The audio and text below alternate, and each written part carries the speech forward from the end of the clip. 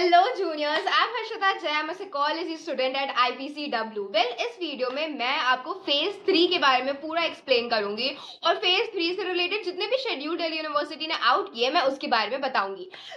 आज है 18 जुलाई और कल शाम 5 बजे आपको पता चल जाएगा कि दिल्ली यूनिवर्सिटी ने आपको कौन सा कोर्स और कौन सा कॉलेज अलॉट किया है। आपके पास 21 जुलाई तक टाइम रहेगा कि आप अपने सीट को एक्सेप्ट करो टिल 4:59 PM। अगर आपने 21 जुलाई 4:59 PM तक सीट एक्सेप्ट नहीं किया तो वो सीट रिजेक्टेड माना जाएगा एंड देन राउंड 2 में वही सीट किसी और बच्चे को अलॉट कर दी जाएगी। देन 22 जुलाई तक आपका डॉक्यूमेंट वेरीफाई होगा और 23 जुलाई 4:59 PM would be the last date to pay the fees. Again अगर आपने 23 जुलाई 4:59 PM तक अगर फी पेमेंट नहीं की तो वो सीट अगेन रिजेक्ट मानी जाएगी और सेकेंड राउंड में किसी और बच्चों को वो सीट अलॉट कर दी जाएगी। उसके बाद फिर 24 जुलाई को आपके वेकेंट सीट्स दिखाई जाएंगे, यानी कि लेट्स से कि किसी बच्चे को अपग्रेड करना है या किसी बच्चे को अभी तक राउंड 1 में कोई भी सीट्स नहीं मिला तो उन बच्चों के लिए वेकेंट सीट्स दिखाए जाएंगे। और आपके पास 25 जुलाई 4:59 PM तक का टाइम रहेगा कि आप अपने ऊपर वाले प्रेफरेंसेस को रीऑर्डर कर लो। चलो इसी बीच हम और भी कुछ बातें करते हैं। आपके डॉक्यूमेंट वेरिफिकेशन में ऐसा सिचुएशन आएगा कि लेट्स से कि बहुत सारे बच्चों को ना अभी ही पता चल जाता है कि नहीं शायद मेरे कैटेगरी सर्टिफिकेट में कोई इश्यू होगा या शायद मेरे मार्कशीट में कोई इश्यू होगा और डॉक्यूमेंट मेरे रिजेक्ट हो जाए। मैं आपको एक चीज बता दे रही हूँ, दिल्ली यूनिवर्सिटी ना कभी आपका डॉक्यूमेंट रिजेक्ट नहीं करता या फिर कभी किसी ऐसे सिचुएशन की वजह से आपके एडमिशन कैंसिल वो कभी नहीं करेंगे। ऐसे सिचुएशन में दिल्ली यूनिवर्सिटी क्या करता है कि वो CSS पोर्टल पे स्पेसिफिकली मेंशन कर देता है कि ये वाला जो डॉक्यूमेंट है वो हमें समझ नहीं आ रहा है, आप इसे री अपलोड करो। तो वहां पे री अपलोड का भी ऑप्शन होता है, फिर से फोटो क्लिक करो, मे बी वो ब्लर हो गया होगा या मे बी कुछ इश्यू होगा तो आप ओरिजिनल डॉक्यूमेंट का या कोई अच्छे डॉक्यूमेंट का फिर से आप फोटो क्लिक करो एंड देन फिर आप अपलोड करो। दिल्ली यूनिवर्सिटी कभी कभी क्या करता है, या तो वो CSS पोर्टल पे मेंशन कर देता है, वैसे तो दिल्ली यूनिवर्सिटी का आधा से ज्यादा काम CSS पोर्टल पर ही होता है, बट कभी कभी वो मेल भी कर सकता है आपके इश्यू के रिगार्डिंग या कभी कभी वो कॉल भी कर सकता है। 19 से 23 जुलाई तक अगर आपको कोई भी अननोन नंबर से कॉल आता है वो कॉल उठा लेना। ये मत देखना कि अरे अननोन नंबर का कॉल है मैं तो कॉल नहीं उठाता तो मैं रिजेक्ट कर दूंगा, नहीं, इससे ना आपका दिल्ली यूनिवर्सिटी में एडमिशन रिजेक्ट हो जाएगा। ठीक है, एंड देन फिर आपके पास है 2-3 दिन का टाइम, आप देख सकते हो 19 को आपकी सीट अलॉट हो रही है और 22 is the last date for verification. So आपके पास 19 से 22 तक का टाइम रहेगा कि आप अपने न्यू डॉक्यूमेंट को या फिर जो सही वाला डॉक्यूमेंट है उसे आप अपलोड करो, या तो आप मेल आईडी पे अपलोड करोगे या फिर आप CSS पोर्टल पे अपलोड करोगे, वो दिल्ली यूनिवर्सिटी आपको बता देगा। एंड देन फिर दिल्ली यूनिवर्सिटी फिर से इसे वेरीफाई करेगा और फिर आएगा आपका फी पेमेंट का टाइम। फी पेमेंट आप 4:59 PM ऑफ 23 जुलाई तक कर सकते हो। उसके बाद लेट्स से आपने अगर फी पेमेंट नहीं की तो वो सीट किसी और को दे दिया जाएगा। अच्छा, क्या ये सारी चीजें इतनी डेट के अकॉर्डिंग चलती है? नहीं, इट डिपेंड्स ऑन द कौन सा कॉलेज आपको मिला है। जैसे कि मुझे IPCW मिला था तो क्या हो रहा था कि वो सारे बच्चे जो हिंदू हंसराज के थे उनका ना डॉक्यूमेंट पहले ही वेरीफाई हो गया था और मेरा आया था, लाइक मैंने लेट्स से कि मैंने 19 को एक्सेप्ट की थी तो मेरा 21 तक आया था कि हाँ ठीक है वेरीफाई हो गया, अब आप फी पेमेंट कर सकते हो। सो उस टाइम तो मेरे को बहुत डर लग रहा था कि अरे यार shit shit shit shit shit कुछ गलत ना हो जाए। आपको ना टेंशन लेने वाली कोई भी बात नहीं है इसमें। अलग अलग कॉलेजेस के ना मतलब एडमिनिस्ट्रेशन अलग अलग स्पीड पे काम करते हैं। कभी कभी ऐसा होता है कि लाइक क्योंकि उनके अंदर में भी कुछ कुछ स्टेप्स होते हैं। सो लाइक लेट्स से कि आपका डॉक्यूमेंट स्टेप 1 तक वेरीफाई हो गया, 2 तक वेरीफाई हो गया एंड देन 2 के बाद अटक गया है, इस वजह से फी पेमेंट का ऑप्शन नहीं आ रहा है। सो आप एकदम चिल मारना, 22 तक आपका वेरीफाई हो जाएगा और आपके पास पूरा एक दिन का टाइम रहेगा कि आप फी पेमेंट कर दो। मतलब दिल्ली यूनिवर्सिटी की साइड से कोई गड़बड़ी नहीं होगी और अगर गड़बड़ी हुई भी तो आपको फी पेमेंट करने के लिए थोड़ा सा एक्स्ट्रा टाइम दे दिया जाएगा। लेट्स से कि आपने 19 को एक्सेप्ट किया है, हो सकता है कि 19 के शाम 6 बजे तक ही आपका डॉक्यूमेंट वेरीफाई हो जाए और शाम 6 बजे ही आपके पास ऑप्शन आ जाए कि आप फी पेमेंट कर दो। और जैसे लेट्स से आपने शाम के 6 बजे 19 के शाम के 7 बजे तक आपने फी पेमेंट कर दिया है तो रात के 8 बजे तक आपके पास ऑप्शन भी आ जाए कि आपको अपग्रेड करना है, आपको फ्रीज करना है। सो इट टोटली डिपेंड्स कि कॉलेज का किस तरीके से स्पीड होता है एंड आप किस तरीके से काम करते हो। लाइक लेट्स से कि आपको जैसे सीट मिला फटाक से एक्सेप्ट कर लोगे तो फटाक से कॉलेज आपको डॉक्यूमेंट वेरीफाई करना स्टार्ट कर देता है एंड देन फिर मतलब जितने स्पीड पे आपका काम हो सके उतनी स्पीड पे ये वर्कआउट करते हैं।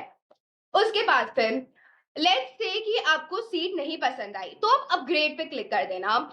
आप जब आप ग्रेड पे क्लिक करोगे तो आपको 24th को, लेट्स से कि आपको अभी अपना 5th प्रेफरेंस मिला है, योर 5th प्रेफरेंस वाज आईपीसीडब्ल्यू, उसके ऊपर डीआरसी है, उसके ऊपर हंसराज है, उसके ऊपर हिंदू है, उसके ऊपर एसआरसीसी है, ओके।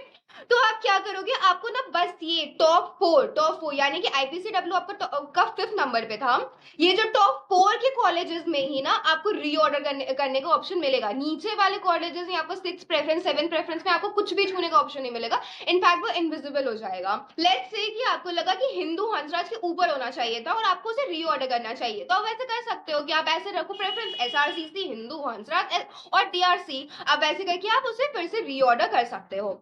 एंड देन फिर ये चीज आप 25 जुलाई 4:59 तक कर सकते हो। एंड देन फाइनली 28 जुलाई 5 बजे आपको सीट अलॉट कर दिया जाएगा, देखा जाएगा कि राउंड 2 में आपको कोई सीट मिला है या नहीं मिला है, या लेट्स से कि आप एक ऐसे स्टूडेंट हो जिन्हें राउंड 1 में भी सीट नहीं मिला है, तो फिर राउंड 2 तक या राउंड 3 तक आपको सीट अलॉट कर दिया जाएगा। उसके बाद फिर ये सेम सिचुएशन रहेगा कि आप 30 तक सीट एक्सेप्ट कर लो, अगर आपने 4:59 PM को सीट एक्सेप्ट नहीं किया तो वो रिजेक्टेड माना जाएगा और राउंड 3 में या स्पॉट राउंड में वो सीट किसी और बच्चे के पास चली जाएगी। अगर आपने सीट एक्सेप्ट कर लिया तो 31 जुलाई तक आपका डॉक्यूमेंट वेरीफाई हो जाएगा और 1 अगस्त को आपको अपनी फी पेमेंट कर देनी होगी और फिर आप चल पड़ोगे दिल्ली यूनिवर्सिटी की तरफ। सी, लेट्स से कि आप वो स्टूडेंट हो जिनका राउंड 1 में ही सीट अलॉट कर दिया गया है, आप अभी के अभी अपना अपना टिकट कटवा लो, बिकॉज यू नो कि अभी ट्रेन में कितनी ज्यादा इश्यूज हो रही हैं रिलेटेड टू टिकट रिजर्वेशन, आपको 2 महीने पहले टिकट कटवानी पड़ती है। तो आप या तो आप 1-2 दिन पहले बिल्कुल तत्काल कटवा लेना, या फिर आप फ्लाइट के थ्रू या फिर आप ट्रेन के थ्रू, अगर आपके कुछ सोर्सेज है, अगर आपके पास कोई कोटा है like VIP quota and all, या डॉक्टर या आर्मी की अगर आपके पास कोटाज है तो उसके थ्रू आप अभी के अभी अपने टिकट रिजर्व कर लो और 31 जुलाई तक वहां पर पहुंच जाना। सी, अगर आप लेट भी पहुंचोगे तो कुछ होगा नहीं, मैं आपको बता दे रही हूँ कि पहला एक हफ्ता नहीं या पहला 10 दिन ना कुछ नहीं होता है, सब चिल होता है, बिकॉज टीचर्स ऑल्सो नो कि बच्चे अभी आएंगे ही, और अगर वो लोग बहुत स्पीड में पढ़ाएंगे तो उन्हें चीजों को फिर से रिपीट करनी पड़ेगी। सो अभी टीचर्स खुद भी बहुत धीरे धीरे पढ़ा रहे होते हैं और पहला एक वीक ना बस 1-2 क्लासेस ही होता है। लेकिन I am like recommending you कि आप 1 अगस्त को अपना लाइक क्लासेस इसलिए अटेंड करो बिकॉज 1 अगस्त होगा आपको orientation, and like you know you will feel very good when you meet new people वहां पे उस ऑडिटोरियम में। अलग अलग स्टूडेंट्स, जैसे कि मैं बीए प्रोग्राम की स्टूडेंट थी, सो मेरे पास कुछ वैसे बच्चे थे जो कि सोशियोलॉजी प्लस इंग्लिश ऑनर्स कर रहे थे, हिस्ट्री प्लस इकोनॉमिक्स ऑनर्स कर रहे थे। सो मुझे यू नो अलग अलग डिपार्टमेंट के स्टूडेंट्स से भी मिलने का मौका मिला।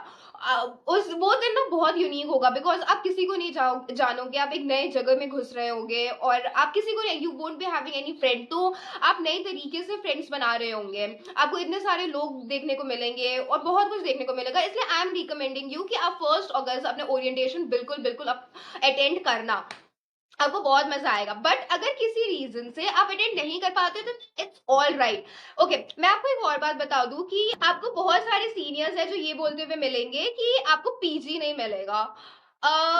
यस, सी क्या होता है, जब स्टार्टिंग में बच्चे आते हैं तो पीजी का रेट फिर भी थोड़ा सा कम होता है, लेकिन जब थोड़ा सा एंड होने लगता है ना, या तो 10-15 दिन लेट होने लगता है ना, तो पीजी ओनर्स को पता रहता है कि अच्छा ये बच्चा ऑलरेडी लेट आया है, यानी कि हड़बड़ाया हुआ होगा। सो लेट्स से कि आपको फ्रेंड को जो पीजी 15,000 में मिला होगा पर मंथ, वही पीजी आपको 16-17,000 में मिलेगा, लेकिन एट द एंड आपको मिल जाएगा। लेट्स से कि आप अगर कॉलेज से थोड़ा दूर के पीजीज में जाओगे तो आपको आराम से एक अच्छे रेट पे मिल जाएगा। That's it for this video. I hope मैंने आपके सारे डाउट्स क्लियर किए होंगे। अच्छा, एक और चीज, ऐसा भी सिचुएशन हो सकता है ना कि जब आपके राउंड 1 का रिजल्ट आए तो आपको किसी किसी बच्चे को एक्सेप्ट का बटन दिखाई दे और किसी किसी बच्चे को एक्सेप्ट का बटन ना दिखाई दे। वेल, अगर आपको एक्सेप्ट का बटन नहीं दिखाई दे रहा है इसका मतलब ये होता है कि आपको कोई भी सीट अलॉट नहीं की गई है, या कभी कभी ये होता है कि टेक्निकल ग्लिच आ जाता है, तो लेट्स से कि आपको सीट अलॉट कर दी गई है बट फिर भी आपको एक्सेप्ट का बटन नहीं दिखाई दे रहा है, it's nothing, it's just that कि टेक्निकल ग्लिच आ गए हैं। और आप अगर 2 घंटों के बाद या एटलीस्ट आधा घंटे के बाद भी अगर आप फिर से री लॉग इन करोगे ना, तो आपको वो एक्सेप्ट का बटन दिख जाएगा एंड देन आप एक्सेप्ट कर सकते हो। या अगर ये चीज इशू लेट्स से कि 3-4 दिन तक चल गया, यानी कि आपके डेज भी तो जा रहे हैं ना, तो उस सिचुएशन में आप रेडियो यूनिवर्सिटी से आप कॉन्टैक्ट कर सकते हो, तो सब कुछ सही हो जाएगा। All the very best juniors. अगर आपको कोई भी इशू है related to hostel, related to PGs, related to upgrade versus freeze, तो आप मुझसे पूछ सकते हो। All the very best, bye bye और वेलकम टू दिल्ली यूनिवर्सिटी।